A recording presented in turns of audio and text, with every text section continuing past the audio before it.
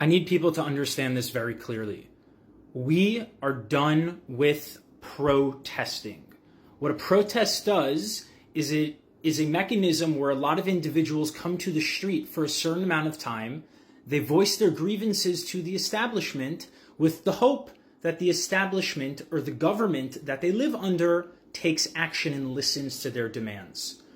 We first tried with protests, which is really important when a government listens.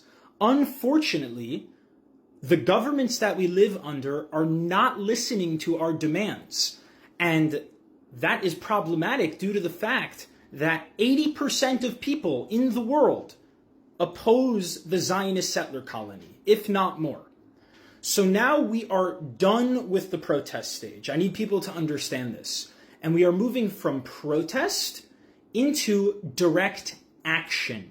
Direct action campaigns are not about outsourcing our power and asking the governments that represent us to act on our behalf. Rather, direct action is saying, if you are not going to listen to us, we collectively are going to step into our power together and use mass nonviolence to force change. That is what's happening right now. So when we talk about blocking arms deals and general strikes and international boycotts of the Zionist settler colony, we are talking about moving to direct action, because the avenues available towards us, such as the UN and government, we gave them an opportunity, but they did not help us. In fact, they're actively working against us. So now it's time for us collectively to step into our power, to realize that we can make a difference and we're not bound to these structures. And we, through mass nonviolence, can cause an end to the genocide. We can cause a lifting of the siege on Gaza. We can cause an end to the apartheid, illegitimate Zionist settler colony. And we can cause a right of return for all Palestinian refugees and their offspring to return back to Palestine, because they were systemically displaced 75 years ago with the Nakba. People need to understand, there are no two countries here. There's not Israel and Palestine. There is Palestine, and Israel exists on top of Palestine. Israel exists because it eliminated Palestine and Palestinians. So Israel is not legitimate. Israel needs to go away. Israel needs to be dismantled and composted. And what needs to happen is there needs to be Palestine, and those who behave can live there, and those who want to destroy Palestinians and commit genocide, that is not an option right now.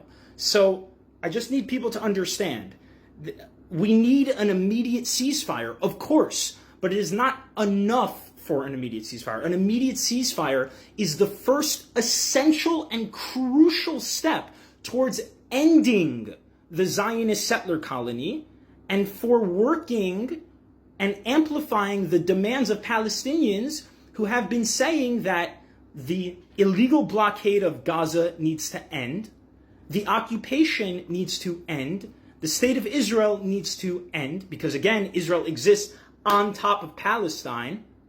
The right of the refugees to return to the homes that they were eliminated from needs to be upheld, and Palestinian refugees in the diaspora who were forcibly expelled from their homes and lands need to be able to come back.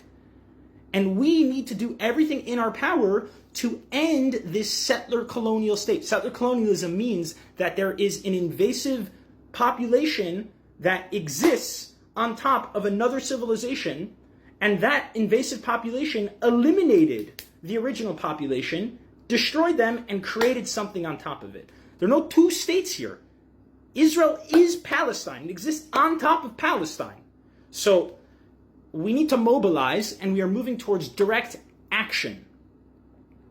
And we're going to use nonviolent action to accomplish our goals. Just like mass nonviolent action was effective in ending apartheid South Africa. Now, apartheid South Africa formally ended. However, there is still very well documented economic apartheid and inequality in South Africa. So this is going to be a long haul, and we're going to do it. So an immediate ceasefire is the first step, but that's only the first step. What we need is to have everyone permanently divest from Israel. No one can do trade with them anymore. We need to pressure them because they're committing genocide. That's how apartheid South Africa crumbled. And we need to block the weapons. We need to pressure all of these weapons companies to divest from Israel. Like, countries cannot be sending Israel military aid anymore. The U.S. cannot be sending $3.8 billion in military aid to Israel right now because our taxpayer money is being used to commit genocide. That is not an option. So this is going to be a multi-runged ladder, and it's going to work because Israel is not some exceptional state that the world has never seen.